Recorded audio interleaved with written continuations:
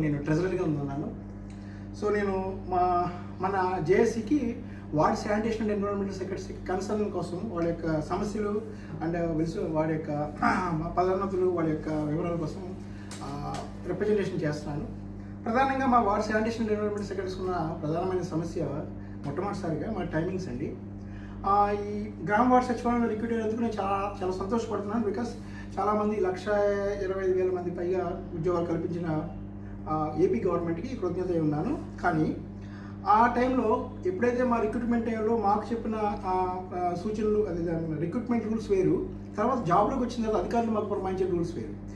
అక్కడ ఎటువంటి టైమింగ్స్ కానీ ఎటువంటి బాధ్యతలు కానీ మాకు చెప్పకుండా రిక్రూట్మెంట్ నోటిఫికేషన్ ఇచ్చేసి మమ్మల్ని రిక్రూట్ చేసేసి ఆ తర్వాత ట్రైనింగ్ అయిన తర్వాత ఎప్పుడైతే యూఎల్బీస్కి మమ్మల్ని అలాట్ చేస్తారో యూఎల్బీలో ఉన్నత స్థాయి వ్యక్తులు అధికారులు ఎస్ఐలు శానిటరీ ఇన్స్పెక్టర్ సూపర్వైజర్స్ కమిషనర్ గారు ఏం చెప్తున్నారంటారా, మీ యొక్క టైం పబ్లిక్ హెల్త్ టైంకి మీరు కోఆర్డినేట్ అవ్వాలి. 5:30 నుంచి మీరు 5 o'clock 5:30 నుంచి మీరు స్టార్ట్ అవుతుంది.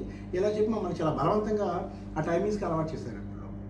సో మేము కూడా కొంతకాలం ప్రొటెక్ట్ చేసాం. కానీ అధికారుల యొక్క వాళ్ళ యొక్క జులంకి అంటే వాళ్ళ యొక్క ఫోర్స్నెస్ తట్టుకోలేక మేము కూడా కొంతకాలం ఇంకా దానికి అలవాటు పడిగా మేము ట్రై చేస్తాం. కానీ ఈ 5:30 టైమింగ్స్ చేయడం వల్ల ఉన్నత చదువులు చదివిన ఎంఎస్సి పిహెచ్డి ఎంటెక్ బీటెక్ చదివిన విద్యార్థులు అందరూ చాలా మోసపోయి ఈ జాబ్లోకి వచ్చామని ఫీల్ అవుతున్నారండి.